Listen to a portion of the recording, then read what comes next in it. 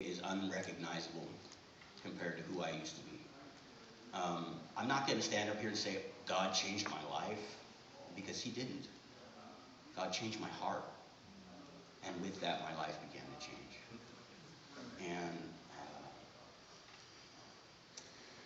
And I still struggle with things. I'm an average, normal Christian, I think. I still. I'm not a member of the church, but I am a member of the body of Christ. And I spent the last 30 years in and out of prisons, and drug addiction and drug dealing, living on the streets. I had no place to call my home. I'll try not to say home too much, but I may. Is it hard to hear me? Okay, I can't speak it to a microphone, so I'll try my best. Okay, is that better? Okay.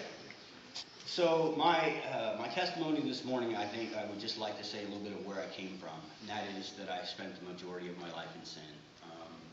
I accepted Christ when I was about 7 years old, and about 4 years later, my mother, who led me to Christ, died of cancer, and so that kind of sent me into a tailspin, and my life was just empty after that. I love Jesus. I love serving the Lord. I don't know if I'm doing it right or not, but I certainly try every day when I get up. And the turning point for me was the most incredible time in my life. I mean, it is the single most, I think, important time for me when I gave my life to God. I had been going in and out of jails. I had basically been living an empty, homeless, lonely, cold, desperate life. I don't know how else to put it. I think that's the best way I can put it. And I just didn't feel like I belonged. I didn't feel like I was loved. I couldn't love myself. I also suffer from bipolar, which 30 years untreated, I did some pretty tragic things. My family was pretty upset at some of the things I had done, and I didn't understand the things I was doing. I just know that I had this big empty hole inside of me, and it was like a God-shaped vacuum, that only God can fit there, but I just didn't know it. And so I tried putting everything, the casino, gambling, relationships, whatever, and it just fell right through like a sieve. Nothing would stick, and so I just was empty, and I was empty. And about a year ago, I had the opportunity to spend a little time in the Logat Motel. And during that time, I started to attend Bible studies. I started praying. I started reading my Bible every day. And slowly my life began to change. And who I am today is unrecognizable compared to who I used to be. I'm not going to stand up here and say God changed my life, because He didn't. God changed my heart. And with that, my life began to change. And, I still struggle with things. I'm an average, normal Christian, I think.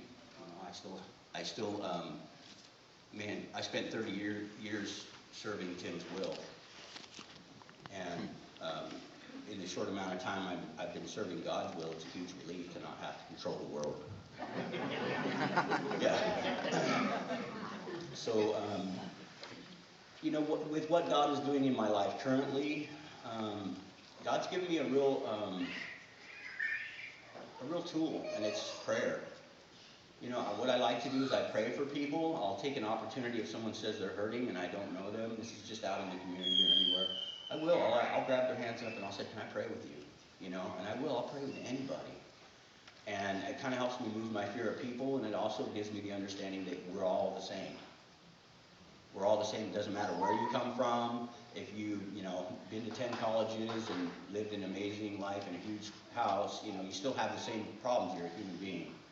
And you still suffer from that same emptiness and that same need for God.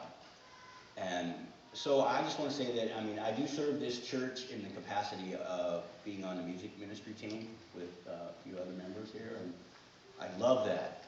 That is an amazing thing for me, because I'm not a real good speaker. I don't sing.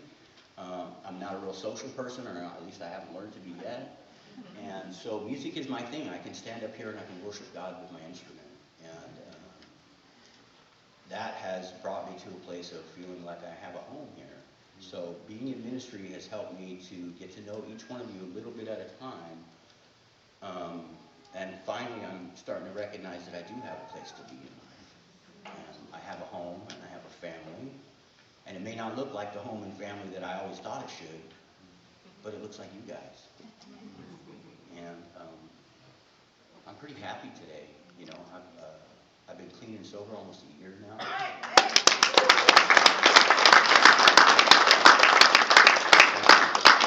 And it's God that keeps me clean and sober one day at a time. You know, the 12-step programs help me to understand that. But really, when it comes down to it, it's the power of God that keeps me clean every day.